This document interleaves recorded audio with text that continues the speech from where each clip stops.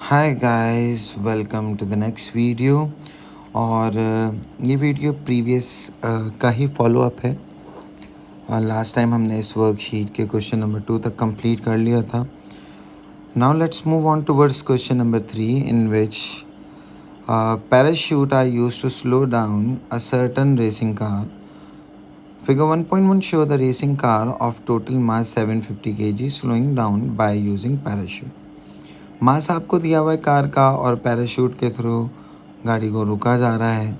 Break भी मार सकते थे, लेकिन बस सवाल मुश्किल बनाने तो पैराशूट लगा दिया भाई। स्पीड टाइम ग्राफ आपके सामने रिप्रेजेंटेड है और इससे हम लोगों को एक चीज़ का अंदाज़ा हो रहा है कि टिल 6 सेकेंड्स गाड़ी की स्पीड बिल्कुल कांस्टेंट है। उसके बाद अचानक से बहुत ख़तरनाक डिसेलरेशन हुई है और वो डिसेलरेशन आपके पास कांस्टेंट नहीं है। कुछ वक्त के लिए कांस्टेंट है, उसके बाद आपके पास डिक्रीजिंग डिसेलरेशन है और finally the car is at rest. तब देखते हैं कि आपसे सवाल में क्या पूछा हुआ है। At 6 seconds the parachute opens. What they want us to find out that in figure 1.2 mark a point labeled A where the car is moving with constant speed। तो देखें गाड़ी कहाँ पर कांस्टेंट स्पीड से मूव कर रही है, वहाँ पे आपने ए मार्क कर देना है। तो आप ज़ीरो से लेकर अप्रॉक्सीमेटली इस पूरी लाइन में कहीं पर भी आप ए मार्क कर सकते हैं। तो लेट अस सपोज मैंने यहाँ पे मार्क कर दिया ए। यहाँ पे गाड़ी की कांस्टेंट स्पीड है। इसके बाद mark a point labelled B where the car is decelerating at a uniform rate. तो देखें यूनिफॉर्म रेट पे डीसेलरेट होना मतलब जहाँ पर आपको स्ट्रेट लाइन दिख रही है, तो ये है वो कुछ स्ट्रेट लाइन। यहाँ से आगे आपके पास कर्व शुरू हो गया। तो इस पूरी लाइन पे जहाँ कहीं पर भी आप क्या लगा सकते हैं, बी मार्क कर सकते हैं, क्योंकि इसके बाद आपके पास डिसेलरेशन तो है लेकिन वो कांस्टेंट नहीं है। इनफैक्ट डिक्रीजिंग डिसेलरेशन है। डिक्रीजिंग डिसेलरेशन के बारे में आपको मैंने प्रीवियस वीडियो में अच्छे तरीके से समझाया था। उसके बाद mark a point label C where the car is decelerating at non uniform rate. तो अब आप कर्व पे कहीं पर भी सी लगा सकते हैं। लेट अस सपोज जहाँ पे बहुत ज़्यादा कर्व है वहाँ पे मैं लगा देता हूँ। वजह कि यार मे बी पॉसिबल अच्छे तरीके से डिटेक्ट हो रहा है। जहाँ पे आपके पास कर्व है, डेफिनेट सी बात है वहाँ पे तो आपके पास डिसेलरेशन हो या एक्सेलरेशन हो ये कांस्टेंट नहीं होती। तो हमने कर्व जहाँ पे प्रॉपर कर्व है वहाँ पे हमने सी लगा दिया। उसके बाद in part B calculate the deceleration at 6.5 seconds. तो देखें डिसेलरेशन आपको फाइंड आउट करनी है एट 6.5 सेकेंड। तो हम लोग ज़रा देख लेते हैं कि आपके पास डिसेलरेशन कहाँ पर है। 6.5 पे पहले मार्क कर लें कि this would be this is 7। Yes. और आपके पास ये स्ट्रेट लाइन पे जहाँ जहाँ तक आपके पास स्ट्रेट लाइन है वहाँ वहाँ तक आपको पता है डिसेलरेशन आपके पास कांस्टेंट रहेगी। अब इस स्ट्रेट लाइन पे आप कोई से भी 2 पॉइंट चूज़ कर लें। उन्होंने मोस्ट स्पेसिफिकली 6.5 आपको बोला हुआ है, तो आप 6.5 पे भी देख लें, आप इनफैक्ट 7 पे भी देख लें। इस पूरी लाइन पे आपके पास डिसेलरेशन कांस्टेंट है। तो आप कोई भी 2 पॉइंट मार्क कर लें जिसके थ्रू आप क्या कर सकते हैं, आप ग्रेडियंट निकाल सकते हैं। क्योंकि स्पीड टाइम ग्राफ है और डिसेलरेशन आपने फाइंड आउट करनी है तो आपको ग्रेडियंट फाइंड आउट करना पड़ेगा। तो एक पॉइंट मैंने ले लिया ये, जो कि है आपके पास 6,70। और इसी तरीके से एक और कोई आप प्रॉपर पॉइंट ले लें। और वो प्रॉपर पॉइंट लेने के लिए पहले आप देखें यहाँ पर आपके पास 5 बॉक्सेस हैं, वो 2 के बराबर 2 डिवाइडेड बाय 5। तो एक बॉक्स आपके पास 0.4 का होगा। So this would be 6.4, this would be 6.8, 7.2, 7.6 and 8। तो किसी भी पॉइंट पे अब आप मार्क कर सकते हैं। लेट अस सपोज मैंने ये मार्क ले लिया, this mark is this which is 6.4। तो आपके पास इसका एक्स एक्सेस तो 6.4 आ गया। वाई एक्सेस हम लोग देख लेते हैं। वाई एक्सेस में एक बॉक्स जो है वो 2 के बराबर है। 52, 54, 56, 58 or 60. So this would be 56. So 6.4 comma 56 दो पॉइंट्स हमारे पास आ गए हैं. तो आपके पास एक पॉइंट हो गया 6,70 and the next point is 6.4 comma 56. Gradient हम लोग निकाल लेंगे. This would be x1 y1, this is x2 y2. So y2 minus y1 over x2 minus x1. What is the value of y2? It is 56. y1 it is 70. x2 it is 6.4 and x1 is 6. इसको calculate कर लेते हैं. तो 56 minus 70 would be equals to minus 14 and 6.4 minus 6 would be equals to 0.4. So 14 divided by 0.4 and the answer is minus 35 metre per second square. अब एक चीज़ को ज़रा ध्यान में रखें कि आपके पास यहाँ पे डीसेलरेशन बोला हुआ है ना. डीसेलरेशन ऑटोमेटिकली आपके पास किस में होती है? नेगेटिव में होती है. So you will not right -35, rather you will write 35. अब देखिए स्पेसिफिकली आपको 6.5 पे बुला हुआ था. एक चीज़ जो इसको यहाँ पे करेक्ट कर लें, मुझे पता है 6.5 ये पूरी लाइन पे आपके पास डीसेलरेशन कांस्टेंट है. तो मैं सिर्फ स्पेसिफिकली 6.5 पे मालूम करूं या पूरी लाइन का कहीं पे भी कोई से भी दो पॉइंट्स लेके मैं ग्रेडियंट मालूम कर लूं, I will get the same answer. क्यों? क्योंकि लाइन का ग्रेडियंट कांस्टेंट है. तो वो 6.5 पे भी वही होगा, 6 पे भी वही होगा, 6.4 पे भी वही होगा, और अगर कोई और दूसरे पॉइंट्स आ रहे हैं वही होगा, अगर वो पॉइंट्स इसी लाइन पर लाया करते हैं. क्योंकि एक लाइन का ग्रेडियंट आपके पास कांस्टेंट होता है. तो आप 6.5 पे मेजर करें या आप उस लाइन पे किसी और पॉइंट पे मेजर कर लें, the answer would remains the same. Part 2 में आपके पास बोला हुआ है कैलकुलेट द रिजल्टेंट फोर्स. अब जरा देखें रिजल्टेंट फोर्स का मतलब आपके पास क्या है. आपके पास फोर्स को मेजर करना है. And what is the formula for the resultant force? The formula for the resultant force is F is equals to ma. Mass हमारे पास पहले ही गिवन था which was 750 and at this time मतलब 6.5 पे पूछा हुआ है. तो उस वक्त इसकी जो डीसेलरेशन थी आपके पास वो आपके पास कितनी थी? 35 थी. तो हम लोगों ने लिख दिया यहाँ पर -35. अब 750 को हम -35 से मल्टीप्लाई कर देंगे. So 750 multiply by -35 would be equals to -26,250 and that would be in Newton. So that is your resultant force जो आपके पास at 6.5 पर मौजूद है. इसको हम लोग राउंड ऑफ कर सकते हैं, एक्सपोनेंट फॉर्म में लिख सकते हैं बेटा. This would become 2.6123 10 to the power 4 newtons. We can also write our answer like this. Explain why there is no resultant force acting on the car at t is equals to 4. देखिए t is equals to 4 पे आपके पास speed क्या है? Constant है. तो speed constant मतलब acceleration zero. और जब एक्सेलरेशन ज़ीरो तो इसका मतलब है कि आपके पास जो दो फोर्सेस एक्ट कर रही होंगी गाड़ी के ऊपर, एक तो आपके पास ड्राइविंग फोर्स होगी और डेफिनेटली दूसरी आपके पास फ्रिक्शन फोर्स होगी. ये दोनों एक दूसरे के बैलेंस होंगी. That is why the car is moving with constant speed, जिसको हम टर्मिनल वेलोसिटी भी बोलते हैं. और टर्मिनल वेलोसिटी पे रिजल्टेंट फोर्स ज़ीरो होती है. That is why acceleration is also zero. So explain why there is no resultant force. तो हम आप यहाँ पे लिख सकते हैं कि rate of change of speed is zero, या फिर एक्सेलरेशन इज़ ज़ीरो, या फिर और भी. अब देखिए ऐसा एक मार्क है लेकिन हम मल्टीपल आंसर लिख सकते हैं कि आपके पास जो फॉरवर्ड फोर्स है और बैकवर्ड फोर्स वो दोनों एक दूसरे के इक्वल हैं. हम ये भी लिख सकते हैं कि driving force and friction force is equal. ये भी रीज़न हो सकता है कि why the velocity has no resultant force. और जब रिजल्टेंट फोर्स ज़ीरो होती है एक्सेलरेशन भी आपके पास ज़ीरो होती है। यहाँ पे rate of change of speed is zero के अलावा आप ये भी लिख सकते हैं कि एक्सेलरेशन इज़ ज़ीरो। तो अगर यही सवाल आपके पास 3 मार्क्स का आ जाएगा बेटे, so you can also write 3 pointers to elaborate this answer. Moving on towards next question, question number 4 में आपके पास डिस्टेंस टाइम ग्राफ दिया हुआ है।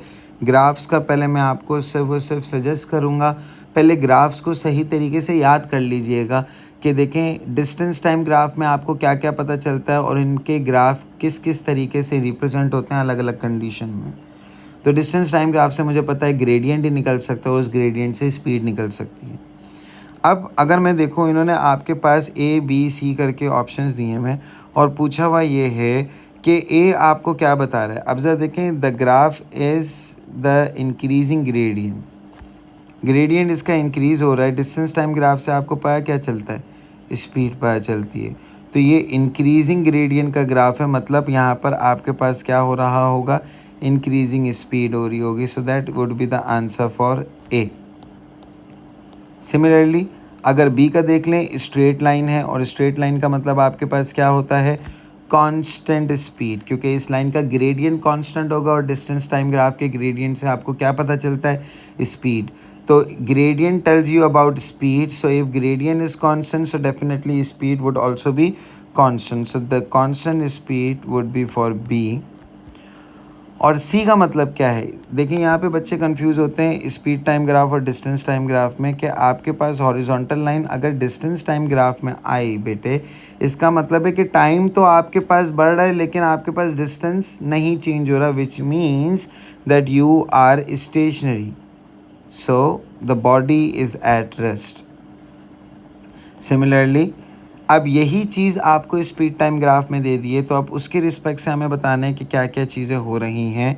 तो सबसे पहले डी के बारे में आपको बताना है। तो डी में अगर देखूं तो यहाँ का ग्रेडियंट मुझे एक्सेलरेशन बताता है, लेकिन यहाँ पर आपके पास इंक्रीजिंग ग्राफ, तो इसका मतलब है यहाँ पर आपके पास क्या होगा, इंक्रीजिंग एक्सेलरेशन है। So for D increasing acceleration. Similarly अगर ई को देखें तो यहाँ पर आपके पास स्ट्रेट लाइन कांस्टेंट एक्सेलरेशन बताती, क्योंकि स्पीड टाइम ग्राफ का ग्रेडियंट एक्सेलरेशन होता है और स्ट्रेट लाइन का ग्रेडियंट कांस्टेंट होता है, तो इसका मतलब एक्सेलरेशन भी कांस्टेंट है। सो ई इज़ कांस्टेंट एक्सेलरेशन। और सिमिलरली अगर हम लोग देखें एफ़ के बारे में, तो एफ़ का मतलब क्या है, यहाँ पर स्ट्रेट लाइन है, ये आपके पास हॉरिजॉन्टल लाइन है, टाइम बढ़ रहा है लेकिन स्पीड चेंज नहीं हो रही, बट कुछ तो स्पीड है ना। स्पीड टाइम ग्राफ में हॉरिजॉन्टल लाइन क्या रिप्रेजेंट करती है, कांस्टेंट स्पीड के बारे में रिप्रेजेंट करती है। So this will be your F. Part C में आपके पास बताया हुआ है कि फिगर 1.3 शो अ पर्सन मंगी jumping from a bridge, the person is attached to a long elastic rope. In 1.5 second, the speed of the jumper increases to 0 to 10.5 meter per second. Calculate her average acceleration. अब जब देखें कोई graph नहीं है, आपको सिर्फ numerical values दी हुई हैं, which means if I have to find out the acceleration, I need to use the formula which is v minus u over t, जो कि acceleration का formula होता है, change in velocity over time.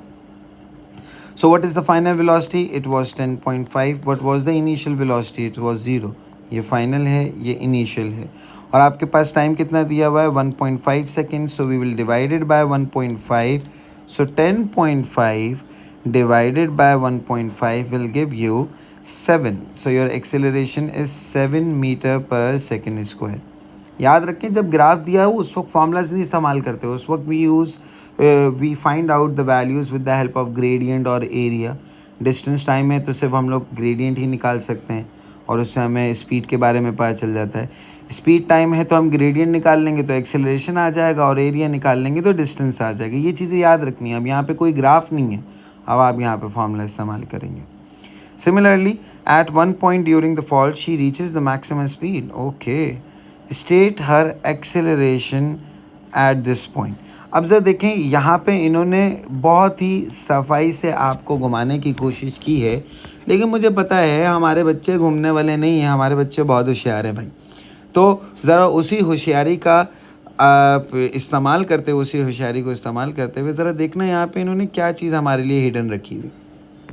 Maximum speed का मतलब, पहली बात तो ये बॉडी फ्री फॉल है, और फ्री फॉल में मैक्सिमम स्पीड का मतलब टर्मिनल वेलोसिटी।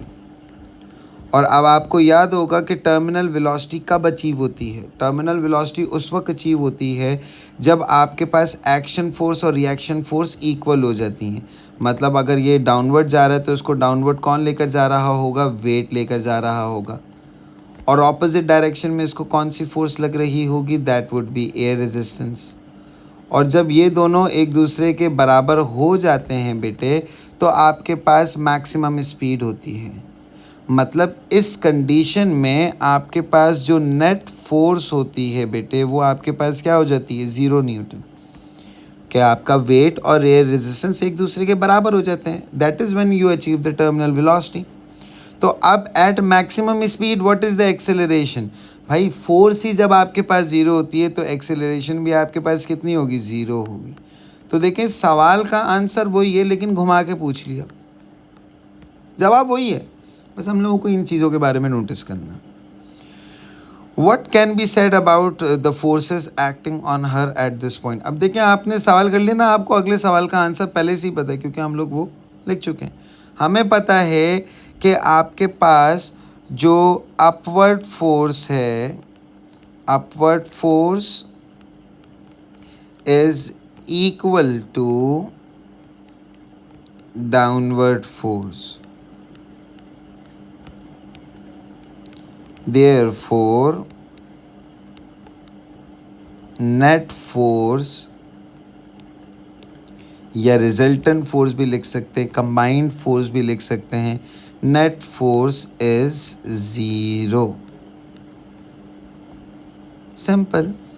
क्वेश्चन नंबर 5 पे मूव करते हैं। आपके पास रॉकेट पहले मूविंग अपवर्ड है और फिर रॉकेट मूविंग डाउनवर्ड है।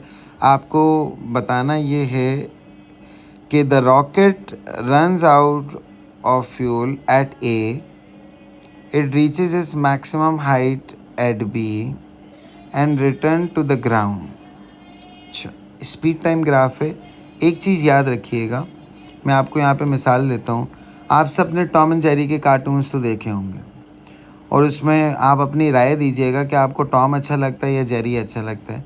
बताते खुद मुझे टॉम अच्छा लगता था और तर्ज भी आता था उसके ऊपर, बेचारा खामा में पिटता रहता था। नो डाउट पंगेबाज तो था, लेकिन पिटता वही ज़्यादा था और मुझे बहुत दुख होता था।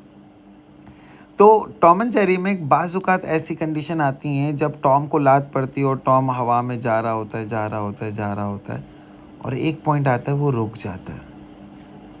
तो उस चीज़ से मैंने एक चीज़ सीखी बेटे, कि जब भी बॉडी अगर हवा में मूव कर रही है और जाते जाते जब वो अपनी मैक्सिमम हाइट अचीव कर लेती है, तो at maximum height your speed या वेलोसिटी इज़ 0। याद रखिएगा।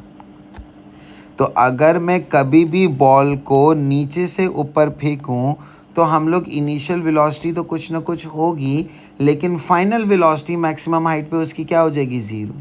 और अगर इसी का उल्टा केस कर लें कि अगर ऊपर से कोई चीज़ नीचे फेंकी जा रही है, तो आपके पास क्या होगा बेटे, कि देखो आप अपने हाथ में कोई भी चीज़ प्लेस करो और उसको गिराओ, आपको कोई स्पीड उसको देना पड़ी नहीं, आपने तो सिर्फ अपना हाथ खोल दिया और वो चीज़ ऑटोमेटिकली गिर गई। तो इससे ये अंदाज़ा हुआ कि जब मैं कोई चीज़ ऊपर से नीचे फेंक रहा हूँ तो उसकी इनिशियल स्पीड 0 होती है और फाइनल स्पीड कुछ ना कुछ होती है। बट लेकिन अगर नीचे से ऊपर फेंकी जा रही है तो आपके पास इनिशियल कुछ ना कुछ देना पड़ेगी, बट वो बॉडी जब मैक्सिमम हाइट पे पहुंच जाएगी तो उसकी फाइनल वेलोसिटी क्या हो जाएगी? 0। टॉम के साथ भी यही होता था, ऊपर जाता रहता था, जाता रहता, और जब वो मैक्सिमम हाइट पे अचीव हो जाता था तो वो रुक जाता था। फिर वो दाएं देखता था, बाएं देखता था, और फिर नीचे देखता था, उसकी आंखें निकल आती थी और फिर वो नीचे ड्रॉप होता था। तो मैक्सिमम हाइट पे पहुंचने के बाद उसकी स्पीड क्या हो गई थी बेटे? 0। ये दो कंडीशन याद रखिएगा, मे भी पॉसिबल आपको कहीं यूज़ में आ जाए। अब इसी तरीके से इन्होंने बोला कि it reaches the maximum height at B, और देखें अब मैक्सिमम हाइट पे वेलोसिटी क्या होती है? 0। आप खुद देख लें, मैक्सिमम हाइट पे आपके पास वेलोसिटी क्या आई है? 0। At E, it returns to the ground. State the gradient of the graph at B. अब आपको ग्रेडियंट बताना है. अच्छा, state the gradient of the graph. आपको सिर्फ ग्रेडियंट बताना है कि यहाँ पर ग्रेडियंट आपके पास क्या होगा. स्पीड टाइम ग्राफ है, फ्री फॉल है, तो डेफिनेट सी बात है यहाँ पे मुझे ग्रेडियंट मालूम करने की ज़रूरत ही नहीं है. फ्री फॉल में एक्सेलरेशन आपके पास कितनी होती है, 9.81 मीटर पर सेकेंड स्क्वायर. अब प्लस या माइनस ये मैं अंदाज़ा नहीं लगा रहा, क्योंकि हमें पता है जब बॉडी ऊपर की तरफ जा रही होती है तो एक्सेलरेशन ड्यू टू ग्रेविटी होती है, लेकिन -9.81 ली जाती है. क्यों? क्योंकि आप अगेंस्ट द ग्रेविटी मूव कर रहे हैं. अच्छा, जब ऊपर से नीचे आ रहे होते हैं तो आपके पास 9.81 ही होती है. और ये दोनों कंडीशंस आपके पास फ्री फॉल की होती हैं कि जब भी बॉडी फ्री फॉल मोशन करती है एक्सेलरेशन ग्रेविटी के बराबर हो जाती है. बट अगर बॉडी ऊपर जा रही है तो -9.81, नीचे जा रही है तो +9.81. तो हमें यहाँ पे ग्रेडियंट मालूम करने की ज़रूरत ही नहीं पड़ी, हमें पता है ये हवा में है. और दूसरी चीज़ आप देख सकते हैं, ग्राफ आपके पास स्ट्रेट लाइन नहीं है, कर्व है. और उन्होंने इतनी कैलकुलेशन की जगह भी नहीं दी हुई, which means they were supposing कि आपको ये वैल्यू पता होगी. तो हम लोगों ने मालूम कर ली बेटे, डायरेक्ट बता दिया. Similarly state why the gradient has this value at B. तो क्योंकि फ्री फॉल है तो एक्सेलरेशन किसके बराबर होती है, ग्रेविटी के बराबर होती है. तो हम यहाँ पे लिख देंगे due to free fall motion, the acceleration of rocket is same as gravitational acceleration. तो फ्री फॉल में हमेशा ग्रेविटेशनल एक्सेलरेशन के ही बराबर हो जाती है आपकी एक्सेलरेशन. अभी मैंने पॉजिटिव और नेगेटिव नहीं लिखा क्योंकि मुझे पता नहीं ऊपर जा रहा है नीचे जा रहा है. तो वैसे तो नीचे जा रहा था तो पॉजिटिव भी लगाएंगे, अगर यहाँ पे कोई नेगेटिव भी लगा देगा तो वो कोई मसला नहीं है. इस सवाल में उस चीज़ के मार्क्स आपके पास नहीं है. पार्ट बी में आपके पास बोला हुआ state and explain the relationship between the shaded area above and below the time axis. तो अब जरा देखें, स्पीड टाइम ग्राफ में एरिया अंडर द कर्व, ये आपके पास स्पीड टाइम ग्राफ था और इसके बीच में जितना भी एरिया आ रहा है हम लोग फाइंड आउट तो नहीं कर सकते, लेकिन बता तो सकते हैं ये एरिया क्या रिप्रेजेंट कर रहा होगा. स्पीड टाइम ग्राफ में एरिया अंडर द कर्व क्या रिप्रेजेंट करता है बेटा, डिस्टेंस आपके पास मेजर करता है. तो अब हम लोगों को यहाँ पे एक्सप्लेन करना है, 3 मार्क्स का सवाल है तो 3 एक्सप्लेनेशन देनी होंगी. तो आप सबसे पहले यहाँ पे ये बता देंगे कि area under the graph of speed time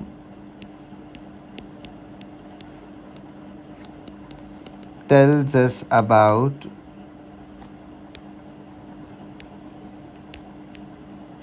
distance. हमने पहले ये चीज़ को मेंशन कर दिया. अब दूसरी चीज़ कि आपके पास ये कौन सा डिस्टेंस है कि आपके रॉकेट ने कितना एरिया मूव किया या कितना डिस्टेंस मूव किया अबव, क्योंकि रॉकेट ऊपर भी गया और फिर रॉकेट नीचे भी आया बेटे. तो यहाँ पे आपके पास हम लोग बताएंगे कि कहाँ से कहाँ तक है आपके पास फ्रॉम ए टू बी. तो आपके पास जो अबव एरिया है वो किसके बारे में बता रहा है कि डिस्टेंस उसने कितना मूव किया अपवर्ड डायरेक्शन में. ठीक है, तो हम लोग ये बता देंगे above shaded area represents distance while rocket was moving up. और बिलो वाला एरिया क्या बता रहा होगा, जब रॉकेट कितना आपके पास डाउन आया. एंड बिलो शेडेड एरिया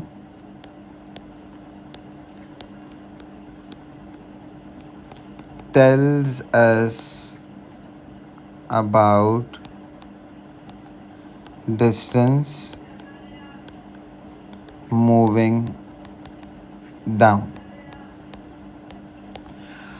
अगर मैं यहाँ पर देखूँ बेटे डिस्प्लेसमेंट ज़ीरो होगा, क्योंकि देखो स्टार्टिंग पॉइंट रॉकेट का ये था और एंडिंग पॉइंट भी रॉकेट का इसी लाइन पर ही मौजूद है। तो जहाँ से रॉकेट स्टार्ट हुआ वहीं पे रॉकेट एंड अप भी हुआ। तो मैं ये लिख सकता हूँ कि distance up is equals to distance down, therefore आपके पास जो डिस्प्लेसमेंट होगा, डिस्प्लेसमेंट तो चेंज इन पोजीशन के ऊपर डिपेंड करता है ना, यहाँ पे तो पोजीशन ही चेंज नहीं हुई, जहाँ से स्टार्ट हुआ था वहीं पे वापस आके आ गया। So therefore displacement is zero. हमने 3 पॉइंट से ज़्यादा ही लिख दिए हैं। वाई बेटे देखें, कभी कभार कोई चीज़ मिस हो सकती है या मे बी पॉसिबल कोई एक स्पेसिफिक चीज़ ही अगले सवाल में पूछी जाए, तो हम ज़्यादा पॉइंट्स यहाँ पे आपके पास लिखवा देते हैं। Otherwise 3 point would be enough to score the maximum marks in this question. Another rocket of same size and mass open a parachute at B. Sketch a possible graph of its speed from B until it reaches to the ground. अब आपको यही चीज़ बनानी है। देखें eight B, यहाँ पर उसने क्या कर लिया, अपना पैराशूट ओपन कर लिया बेटे। तो आपके पास होगा क्या कि जब पैराशूट ओपन होता है तो रिजल्टेंट फोर्स आपके पास क्या हो जाती है, ज़ीरो हो जाती है। ये मैं आपको समझाऊंगा और मुझे बताइएगा, ये आप खुद कीजिएगा और ख़ुद करके बताइएगा कि यह आपसे हुआ या नहीं हुआ। एक फॉलोअप भी हो जाएगा कि आप वाकई में इन वीडियो से समझ पा रहे हैं या नहीं पा रहे। तो आपके पास उन्होंने बोला हुआ एक दूसरा रॉकेट है, बिल्कुल सेम मोशन है, और उसमें आपके पास क्या हुआ कि at B it open ups the parachute. तो अब उसके बाद आपके पास क्या होगा, सो यू कैन सी कि जो नॉर्मली जो फर्स्ट रॉकेट था उसका ग्राफ आपके पास कहाँ गया, आपके पास बिलो चला गया। तो अब इसी तरीके से यहाँ पर भी होगा, इसी तरीके से होगा, और आपके पास बस ग्रेडियंट जो होगा definitely would be less than zero, ठीक है। और आपके पास एग्जैक्टली सेम ग्राफ ही बनेगा, बट थोड़ी सी सिंप्लीफिकेशन की ज़रूरत पड़ेगी कि जब आपके पास एट पॉइंट बी वो पैराशूट ओपन करेगा, तो देखो पैराशूट ओपन करते साथ बंदा थोड़ा सा ऊपर जाता है, तो ये ग्राफ भी थोड़ा सा आपके पास अबव जाएगा, ठीक है। और फिर फाइनली वो डिसेलरेट होते होते होते होते होते होते वो बिलो आ जाएगा बेटे आपके पास। तो ये ग्राफ बना के बताइएगा बेटे, और आपको समझ में आया नहीं आया वो भी बताइएगा बेटे। क्वेश्चन नंबर 6 में आपके पास बोला हुआ है कि फ्री फॉल पैराशूट है जंप किया from a helium balloon but does not open is parachute for some time. Speed time graph आपको रिप्रेजेंट किया हुआ है। State the value of gradient immediately after T is equals to zero. Free fall है, और free fall है तो acceleration किसके बराबर होती है, अब पता भी होना चाहिए, ग्रेविटी के बराबर होती है। और उसने ऊपर से नीचे छलांग मारी, तो ज़ीरो से जैसे ही एट टाइम ज़ीरो से अगर थोड़ा सा ऊपर चले आऊँ तो फ्री फॉल मोशन है, आपके पास एक्सीलरेशन कितनी हो जाएगी, 9.81 metre per second square. Explain why the gradient has this value. हमें पता है फ्री फॉल मोशन में आपके पास एक्सेलरेशन जो होती है वो बराबर हो जाती है एक्सेलरेशन ड्यू टू ग्रेविटी के या ग्रेविटेशनल एक्सेलरेशन के। अभी पीछे आंसर इसका लिख के भी आए हैं। Part B, state how figure 1.1 show that the acceleration decreases between time 0 to time till time A. Acceleration decrease की हो रही है, कैसे पता चल रहा है, क्योंकि आपके पास ग्रेडियंट क्या आ रहा है बेटा, डिक्रीजिंग ग्रेडियंट है। तो आपके पास अब आपको यही बताना था कि एक्सेलरेशन कैसे आपको पता चल रहा है डिक्रीज़ हो रही है। तो हम यहाँ पे लिख देंगे ग्रेडियंट इज़ डिक्रीजिंग। ग्राफ का ग्रेडियंट कम हो रहा है, इसीलिए ग्राफ को देख के मैं बता सकता हूँ कि the acceleration is decreasing. Similarly, explain in terms of forces what happening in the section AB.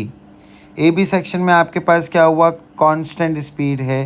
तो अब देखिए मैं यहाँ पे की पॉइंटर्स लिख रहा हूँ, सेंटेंस आपने खुद बना के लिख देना है कि आपके पास बॉडी की वेलोसिटी क्या है बेटे, टर्मिनल वेलोसिटी, और टर्मिनल वेलोसिटी के बारे में आपको पता होना चाहिए कि टर्मिनल वेलोसिटी आपके पास क्या होती है, मैक्सिमम वेलोसिटी को भी बोलते हैं.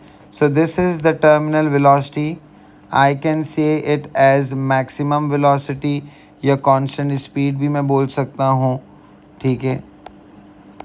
और ये कांस्टेंट स्पीड कब आती है, जब आपके पास नेट फोर्स, कंबाइंड फोर्स जो होती है या रिजल्टेंट फोर्स हम लोग बोलें, वो आपके पास ज़ीरो हो जाती है.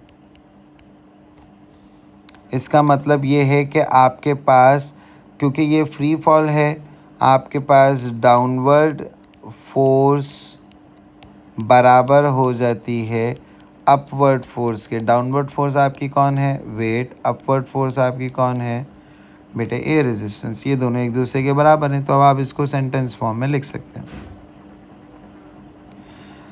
इसी तरीके से आपके पास क्वेश्चन नंबर 7 है. Underline the vector quantities. Vector quantities आपके पास कौन कौन सी हैं, उनको अंडरलाइन कर लें. तो डेफिनेटली फोर्स एक वेक्टर क्वांटिटी है बेटे. अंडरलाइन बोला गया है तो अंडरलाइन ही करना. कुछ बच्चे सर्कल बना के आ जाते हैं, वो भी काउंट नहीं होता, याद रखिएगा. तो फोर्स आपके पास एक वेक्टर क्वांटिटी है, वेलोसिटी आपके पास एक वेक्टर क्वांटिटी है. इसके अलावा तो आपके पास कोई भी और वेक्टर क्वांटिटी नहीं है.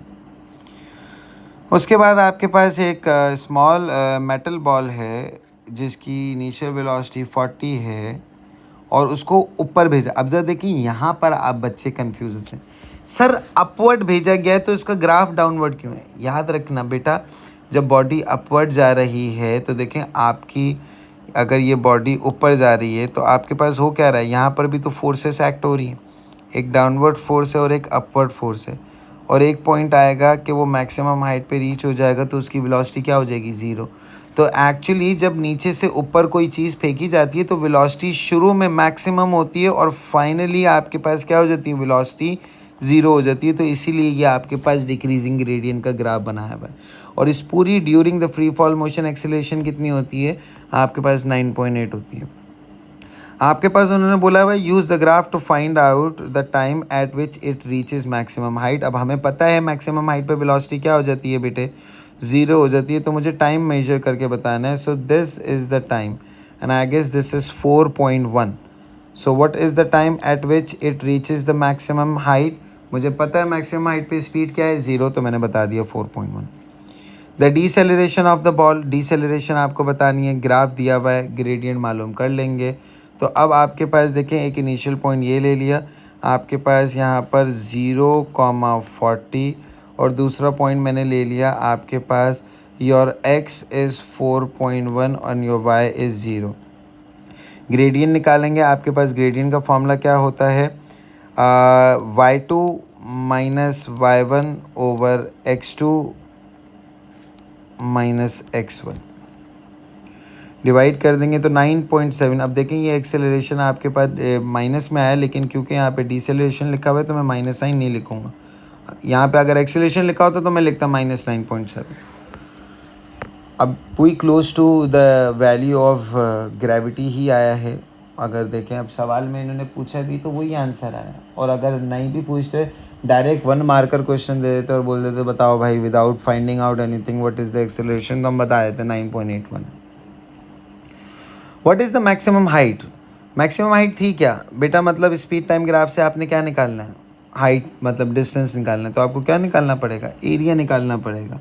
तो आपके पास ये देखें, ये जो शेप दी हुई है ये कौन सी शेप है, आपके पास ट्रायंगल है. तो आप क्या करेंगे, आप एरिया निकालेंगे यहाँ पर. और एरिया किस चीज़ का निकालेंगे, कौन सी शेप है आपके पास, ट्रायंगल है. 1/2 बेस इंटू हाइट हो जाएगा आपके पास. बेस आपके पास थी 4.1 और हाइट आपके पास थी 40. दोनों को मल्टीप्लाई किया and you will find out the area and your answer is 82 metres.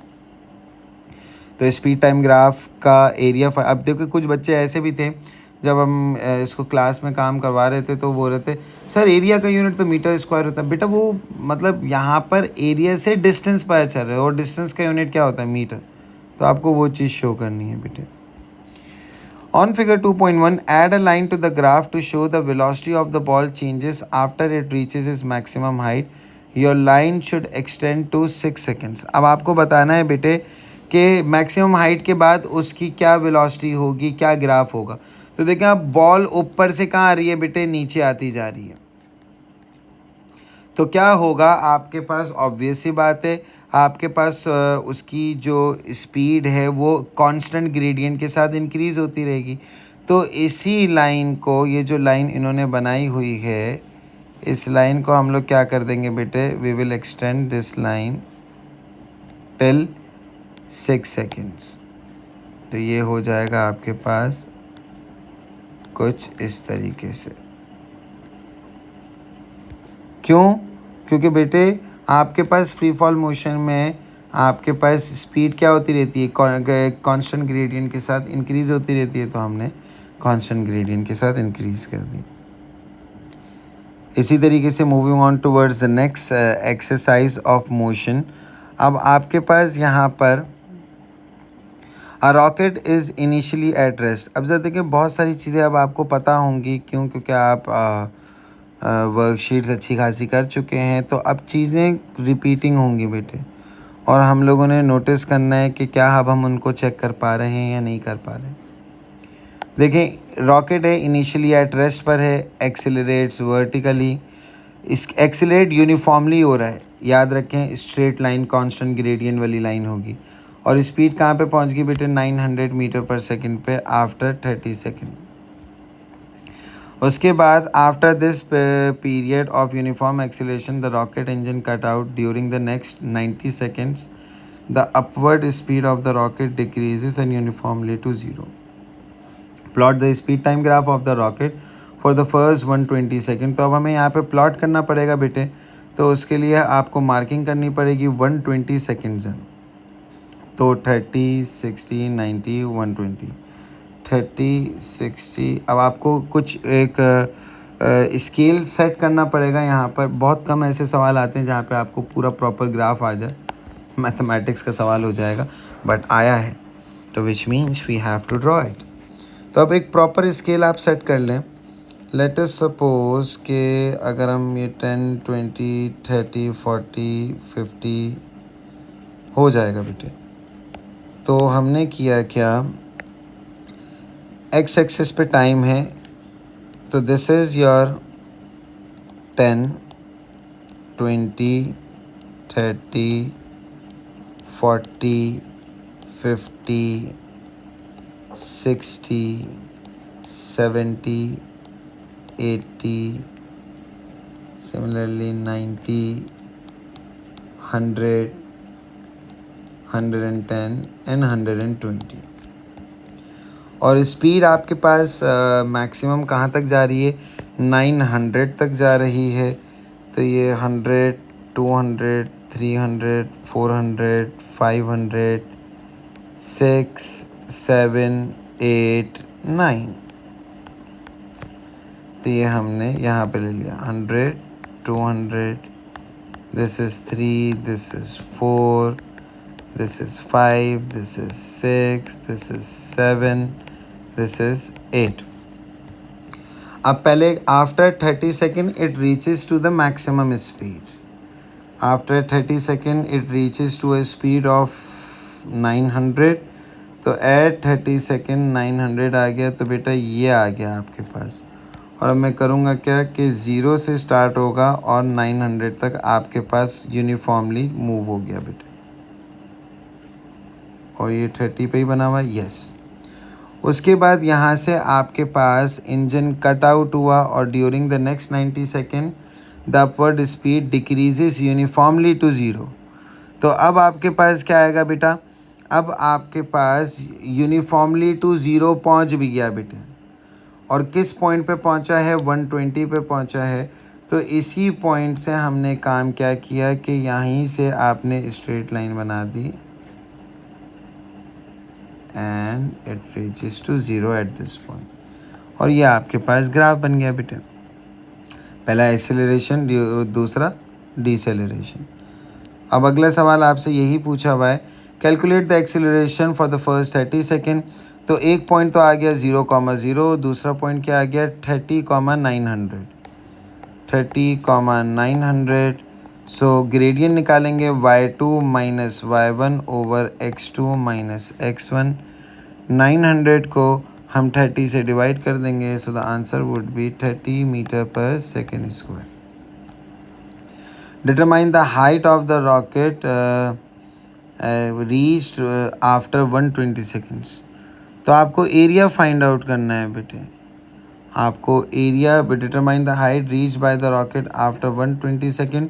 So you have to find out the area. तो आपको यहाँ पे एरिया फाइंड आउट करने के लिए शेप्स बनानी पड़ेंगी। तो आपके पास दो ट्राइंगल बन रहे हैं बेटे, एक तो ये आ गया और दूसरा आ गया। तो आपके पास मैंने इस शेप का नाम दे दिया ए। ये से वर्बली करते हैं, बाकी उसके आगे इसको रिमूव भी कर देते हैं बेटे। तो एक है शेप ए, एक है शेप बी। शेप ए भी आपके पास triangle 1/2 base into height, shape B भी आपके पास triangle 1/2 base into height. Shape A का जो बेस था वो आपके पास 30 था और हाइट आपके पास 900 है। शेप बी का बेस देखें 30 से स्टार्ट हो रहा है, 120 पे जा रहा है, तो 90 बेस हो गया और हाइट वही आपके पास क्या है 300। सो 90 और ये आपके पास आ गया बेटे 300। तो अब हम इन दोनों को सॉल्व कर लेते हैं। सो 900 into 30 divided by 2 will give you 13,500 plus, अच्छा हाइट ये 900 ही, ये 300 लिख दी। 900 इंटू 90 डिवाइडेड बाय 2 40,500 और प्लस कर देंगे यहाँ पर 13,500। सो आपके पास टोटल हाइट आ गई and that is 54,000। So I hope आपको ये सवाल अच्छे तरीके से बेटे समझ में आया होगा। अब आपके पास ये बोला हुआ है एक ट्रेन है, रेस्ट से स्टार्ट हुई और उसके बाद यूनिफॉर्मली मूव कर रही है until it reaches the maximum speed which is at t48 second. State how the graph show during the first 48 second the acceleration is constant. क्योंकि इस ग्राफ का ग्रेडियंट कांस्टेंट है तो आपके पास that is why acceleration is constant. और हमें पता है स्पीड टाइम ग्राफ का ग्रेडियंट अगर फाइंड आउट कर लें तो उससे एक्सेलरेशन ही पता चलती है। पार्ट 2 में आपके पास बोला हुआ है calculate the acceleration of the train for the first 48 seconds. तो हम लोगों को इस ग्राफ का अब ग्रेडियंट पूछ लिया गया, तो हम ग्रेडियंट बता देंगे बेटे। This is 48, let me mark this one. Okay, so this is your 48 और उसके बाद अब आपको एक तो पॉइंट हो गया आएगा 0,0, एक हो जाएगा ये आपके पास क्या रहा है, दिस इज़ 36। सो 48,36। तो यहाँ पे हम लोग लिख देते हैं ग्रेडियंट मालूम करना है। What are the 2 point 0,0 48,36 x1 y1 x2 y2। So y2 minus y1 over x2 minus x1। तो 36 माइनस 0 हम लोग कर देंगे और 48 माइनस 0 कर देंगे, तो answer is 0.75 metre per second square. Part B में आपके पास बोला हुआ after this time the crane continues at the maximum speed for another 72 second.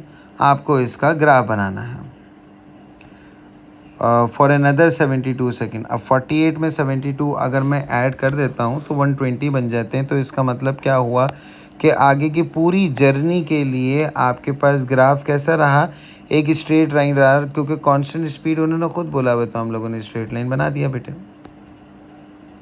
Similarly determine the total distance travel by the train. अब आप लोग डिस्टेंस निकालेंगे। अब देखिए मैं एक ही शेप को कंसिडर करूँगा, दैट वुड बी ट्रेपीजियम। किस तरीके से, एक ये पैरेलल साइड हो गई ए, एक ये पैरेलल साइड हो गई बेटे B, and that would definitely be known as your height.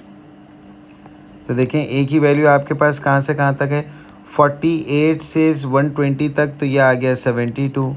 B की वैल्यू क्या है आपके पास 120 और सी की वैल्यू आपके पास क्या आ गई बेटे 36। तो एरिया का फॉर्मूला क्या होता है, एरिया इज़ इक्वल्स टू, और एरिया क्यों निकाल रहे हैं, क्योंकि हमें डिस्टेंस निकालना है। सो 1/2 ट्रेपीजियम था, a + b इंटू एच, आपके पास 1/2, a की वैल्यू आपके पास क्या है 72, प्लस b की वैल्यू आपके पास क्या है 120, इंटू c की वैल्यू आपके पास हाइट की वैल्यू क्या है दैट इज़ 36, और यहाँ से हम लोग एरिया फाइंड आउट कर लेंगे। And the value for the area is 72 + 120 multiply by 36 divided by 2, so 3456 meters। इसको हम राउंड ऑफ करके 3500 भी लिख सकते हैं। Moving on towards the next question. Train का टोटल मास आपके पास दे दिया है। स्टार्ट फ्रॉम रेस्ट मतलब इनिशियल वेलोसिटी आपके पास 0 हो गई, फाइनल वेलोसिटी आपके पास 24 हो गई, और कांस्टेंट रेट पे चल रहा है, तो मतलब आपके पास एक्सीलरेशन का फॉर्मूला लगा सकते हैं। टाइम आपके पास दिया हुआ है, तो a is equals to v minus U over T, where v की वैल्यू क्या है 24, u की वैल्यू क्या है 0, टाइम की वैल्यू क्या है 60। सो डायरेक्ट हम लोगों ने 24/60 कर दिया, and your answer is 0.4 metre per second square. Resultant force निकालनी है, तो फोर्स का फॉर्मूला क्या होता है, F is equals to ma, the value for the mass is being given to you which is 7.5 10 to the power of 5, and what is the value for the acceleration, it is 0.4। Multiply हम लोग कर देंगे इन दोनों values को, so we will get 300,000 newton, और I can से इसको एक्सपोनेंट फॉर्म में भी चेंज कर सकते हैं if you want to better. The train now travel with a constant speed of 24 meter per second along a straight line, horizontal track। उसके बाद the total force opposing the motion due to friction and air resistance is this। By considering the work done by the train engine, calculate the output power। ये आपके पास इस question से related नहीं है, तो इसलिए अभी हम लोग इसको नहीं पढ़ रहे। The train begins to travel up a slope, explain why the power, वही पावर की बात आ गई, this is work power energy, so we don't have to do that. अब आपके पास एक ग्राफ दिया हुआ है, और ग्राफ में आपके पास बोला हुआ ये है कि ये एक स्प्रिंट ट्रेनिंग रनर है, जो ये उसका एक ग्राफ है। Explain how the figure 1.1 can be use to determine the distance she travel. Distance अगर निकालना हो तो मैं क्या करूँगा, I would find out area under the graph।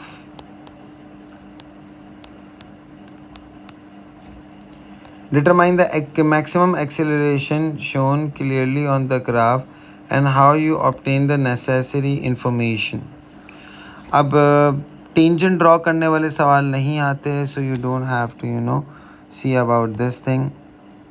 आपके पास इन्होंने बोला है she runs a distance of 62 metre, what is her average speed. Average speed का बेटे फॉर्मूला आपके पास क्या होता है, total distance over total time. Total distance तो आपके पास गिवन है विच इज़ 62, टोटल टाइम हम लोग देख लेते हैं which is 10 seconds, so 62/10 would be equal to 6.2 metre per second. अगला सवाल, अब आपके पास बोला हुआ है describe the motion. A to B में आपके पास क्या हो रहा है वो बताना है। आपके पास स्पीड डिस्टेंस टाइम ग्राफ है, तो ए टू बी में ये इंक्रीजिंग ग्रेडियंट है, तो इसका मतलब क्या हुआ बेटा, इंक्रीजिंग स्पीड होगी बेटे आपके पास, कांस्टेंट स्पीड नहीं होगी। बी टू सी में आपके पास स्ट्रेट लाइन है, तो इसका मतलब क्या होगा बेटा, कांस्टेंट स्पीड होगी आपके पास। और सी टू डी में आपके पास डिक्रीजिंग कर्व है, which means decreasing speed. Distance time graph है, एक्सीलरेशन की बात नहीं आएगी, सिर्फ स्पीड आएगा। Calculate her average speed from A to D. Average speed का formula total distance over total time, total distance 400, total time 60, so 400/60 हम लोगों ने कर लिया बेटे, क्यों, क्योंकि आपको एवरेज स्पीड निकालनी थी। So the answer is 6.67 metre per second. दूसरी चीज़, आपके पास मैक्सिमम स्पीड निकालनी है। और देखें, ये वाले सवाल हम लोग क्यों नहीं करें, क्योंकि कर्व होते हैं और कर्व में आपके पास ग्रेडियंट टेंजेंट बना के आपको ग्रेडियंट फाइंड आउट करना पड़ता है, तो वो अब आपसे सवाल पूछे नहीं जाते। That is why we are not solving those. अब आपको ये डिस्टेंस टाइम ग्राफ दिया हुआ है।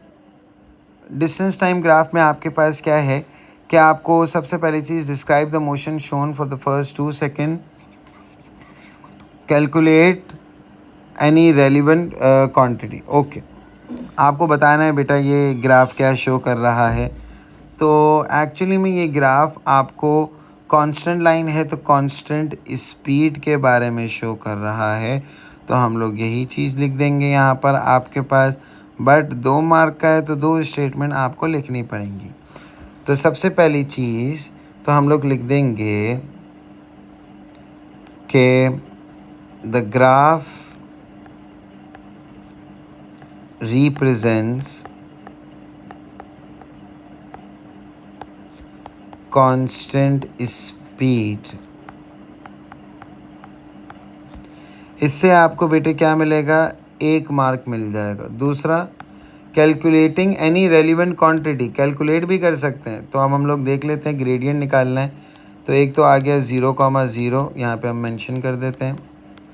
और एक आ गया आपके पास 2,5। यस, तो हम लोग क्या करेंगे, y2 minus y1 x2 minus x1, तो 5/2 कितना हो जाएगा, 2.5। द स्पीड इज़, अब ये भी लिख सकते हैं, the speed is 2.5 metres per second. दोनों चीज़ें कर ली। After 2 second the object accelerate. आप देखें कांस्टेंट लाइन नहीं होगी, एक्सेलरेट हुआ है। Sketch the possible shape for the next 2 seconds. Accelerate हुआ है मतलब स्पीड बढ़ रही है, स्पीड कांस्टेंट नहीं है। तो आपने क्या किया, इंक्रीजिंग ग्रेडियंट के साथ आपने क्या कर दिया, ग्राफ बना दिया। हमें नहीं पता, कोई वैल्यू दी हुई थी इन्होंने कि कहाँ तक पहुँचेगा, वो वैल्यू नहीं दी हुई, तो मैं किसी भी वैल्यू पे रोक सकता हूँ बेटे। उसके बाद आपके पास क्या है, describe how the distance time graph shows that than object is stationary. Distance time graph में अगर आपने ऑब्जेक्ट स्टेशनरी होता है तो आपके पास क्या होता है, हॉरिजॉन्टल लाइन हो जाती है। तो हम लोग यहाँ पे लिख देंगे horizontal straight line. Similarly part C में आपके पास बोला हुआ है कि जो आप डिस्टेंस टाइम ग्राफ पीछे देख के आए हैं उसी का स्पीड टाइम ग्राफ बना दें। तो देखें 0 से 2 तक आपकी कांस्टेंट स्पीड थी, and what was the constant speed, it was 2.5। तो मैं क्या किया कि 2 ये हो जाएगा, अच्छा 2.5 यहाँ पे पहले प्लॉट कर लेते हैं। 5 बॉक्सेस 2 के बराबर हैं, सो 2 और 5 0.4, सो this is 2.4, this is 2.8, 3.2, 3.6, this is 2.4, तो दैट वुड बी 2.5। तो आपके पास फर्स्ट 2 सेकेंड्स तक आपके पास क्या है, 2.5 है आपके पास वेलोसिटी। तो हमने ये बना दिया बेटे। उसके बाद आपके पास क्या हुआ था, उन्होंने सवाल में मेंशन किया हुआ था कि द ऑब्जेक्ट एक्सेलरेट्स, ऑब्जेक्ट ने एक्सेलरेशन शो की थी। तो अब हम लोगों को क्या करना है, कांस्टेंट एक्सेलरेशन को स्पीड टाइम ग्राफ में आप कैसे शो करते हैं, एक स्ट्रेट लाइन बना देते हैं। और यहाँ पर जिस स्पीड तक पहुँचे थे, यहाँ पर हम लोग किस स्पीड तक थे, ये तकरीबन 20 था, तो 20/4 वुड बी 5, तो 5 तक ले जाएं बेटे। तो हमने क्या किया कि यहाँ से कॉन्स्टेंटली 5 तक ले गए। ओके, अब आगे इन्होंने बोला हुआ है द ग्राफ शो, ये तो फर्स्ट 2 सेकेंड के लिए निकाले, an extension of the graph showing that the object accelerating. अच्छा, इन्होंने यहाँ पे एक्सेलरेशन दे दी है, an acceleration is 2 metre per second square. तो अब ज़रा देखें यहाँ पर आपको क्या करना पड़ेगा कि आपको पहले नोट डाउन करना पड़ेगा कि एक्सेलरेशन अगर 2 मीटर पर सेकेंड स्क्वायर है तो चेंज इन वेलोसिटी आपके पास कितना हुआ होगा। So a is equals to delta v over t. Acceleration 2 है, चेंज इन वेलोसिटी मालूम करना है और कितने सेकंड्स के लिए 2, 2 2 ज़ा 4, तो आपके पास कितना चेंज इन वेलोसिटी आ जाएगा बेटा, 4 मीटर पर सेकंड आ जाएगा। तो इस ज़रा ग्राफ को अब ज़रा हम दोबारा बना लेते हैं। 2.5 पर हैं और कितना चेंज आया, 4 का आया। So definitely your velocity would be now as 6.5। तो यहाँ से हम लोग कहाँ ले गए बेटा, 6.5 पे ले गए। हमने पहले रैंडमली बना दिया था बेटे, लेकिन यहाँ पे इन्होंने एक्सेलरेशन के बारे में इंफॉर्मेशन दी हुई है, तो वहाँ से मैंने चेंज इन वेलोसिटी निकाल ली। करंटली एट दिस पॉइंट मैं 2.5 पर हूँ और 4 का चेंज आ गया, तो 4 + 2.5 वुड बी 6.5। तो मैंने स्ट्रेट लाइन बनाई लेकिन 6.5 तक ड्रॉ की। Describe how the speed time graph shows the object is stationery. तो यहाँ पे आपके पास क्या होगा, हॉरिजॉन्टल लाइन होगी, स्ट्रेट लाइन भी होगी, लेकिन एट ज़ीरो होगी। वहाँ पे तो हॉरिजॉन्टल स्ट्रेट लाइन कहीं पे भी बना देना डिस्टेंस टाइम ग्राफ में। यहाँ पर आपके पास क्या होगा कि horizontal straight line at 0 metre per second, ये आपके पास क्या शो करेगा बेटे, ये आपके पास, अब देखिए इससे 2 मार्क्स आपको कैसे मिले, एक तो हॉरिजॉन्टल स्ट्रेट लाइन का और एक 0 मीटर पर सेकेंड का। सो आई होप सो बेटे आपको जितनी भी वर्कशीट्स करवाई हैं ये अच्छी तरीके से समझ में आई होंगी और आपका मोशन का चैप्टर अब बेहतर हो गया होगा। अगर कुछ बेहतरी आई है तो बेटा प्लीज़ मुझे बताइएगा, ताकि हम इस तरीके की और फॉलोअप वीडियोस बना सकें और आपके लिए हेल्प आउट कर सकें। अपना बहुत ख्याल रखिएगा। कोई चीज़ अच्छे से समझ में ना आई हो तो बेटा वो कमेंट सेक्शन में लाजमी बताइएगा। और इसी के साथ साथ मैं एक वर्कशीट अपलोड भी कर रहा हूँ आपके पास, ताकि आप इन वीडियो से जो सीखे हैं उसको फॉलोअप करते हुए, उन तमाम इन्फॉर्मेशंस को जहन में रखते हुए आप वो ख़ुद घर पे प्रैक्टिस करें, ताकि देखें, नोटिस करें कि क्या आपसे वाकई में आप सवाल हो पा रहे हैं या नहीं हो पा रहे। अपना बहुत ख्याल रखिएगा, मामा बाबा को सलाम दीजिएगा अपने। अल्लाह हाफ़िज़ एंड टेक केयर।